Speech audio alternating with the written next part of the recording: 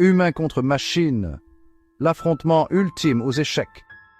Imaginez une salle comble, l'air chargé de tension. Un silence s'abat sur la foule alors que le champion du monde d'échecs fait son mouvement. Son adversaire?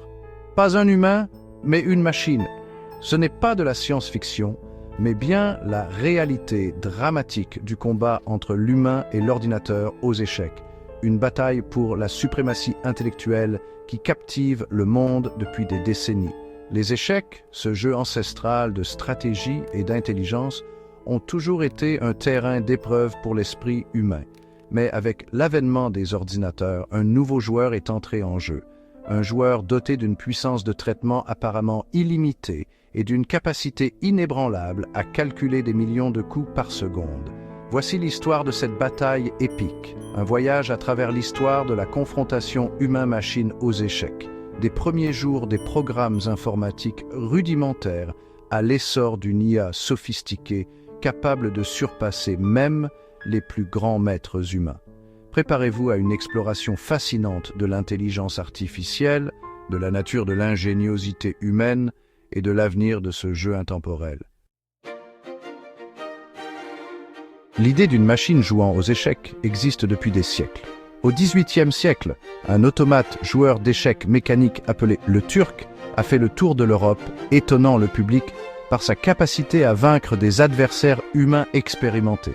Cependant, il aura été révélé plus tard que le Turc était un canular contrôlé par un maître d'échecs humain caché à l'intérieur. La véritable percée dans le domaine des échecs informatiques est survenue au milieu du XXe siècle avec le développement des premiers programmes de jeux d'échecs. Ces premiers programmes étaient primitifs par rapport aux normes actuelles, mais ils représentaient un grand pas en avant. Ils pouvaient analyser des positions, évaluer des coups et même jouer des parties complètes, bien qu'à un niveau bien inférieur à celui des maîtres humains.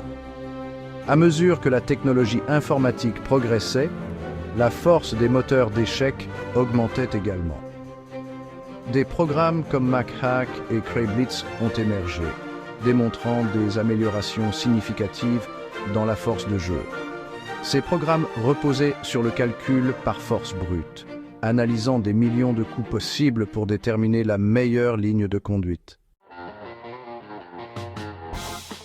Le monde entier a observé avec admiration, en 1997, Garry Kasparov, le champion du monde d'échecs en titre, affronter Deep Blue, un puissant ordinateur d'échecs développé par IBM. Ce match très médiatisé a été présenté comme le test ultime de l'homme contre la machine, et il a captivé l'imagination du public. Deep Blue était une merveille technologique, capable d'évaluer 200 millions de positions d'échecs par seconde. Kasparov, quant à lui, s'appuyait sur son intuition, sa pensée stratégique et ses années d'expérience. Le match a été tendu et disputé. Kasparov a remporté la première partie, mais Deep Blue a riposté dans la deuxième, infligeant à Kasparov sa toute première défaite contre un ordinateur dans un tournoi. Le match s'est joué jusqu'au bout, Deep Blue remportant finalement la victoire avec un score de 3,5 à 2,5. Le match Kasparov-Deep Blue a mis en évidence les principales forces et faiblesses des joueurs d'échecs humains et de l'IA. Les humains excellent dans l'intuition, la créativité et la capacité à penser stratégiquement.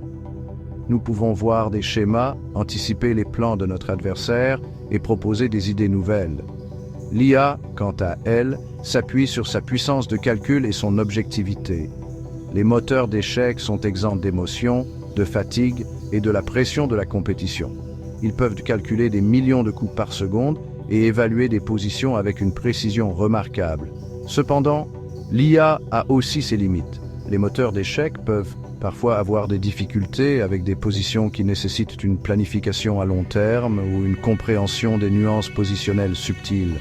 Ils peuvent également être vulnérables aux exemples contradictoires, où un changement apparemment insignifiant dans la position peut entraîner un changement radical dans l'évaluation.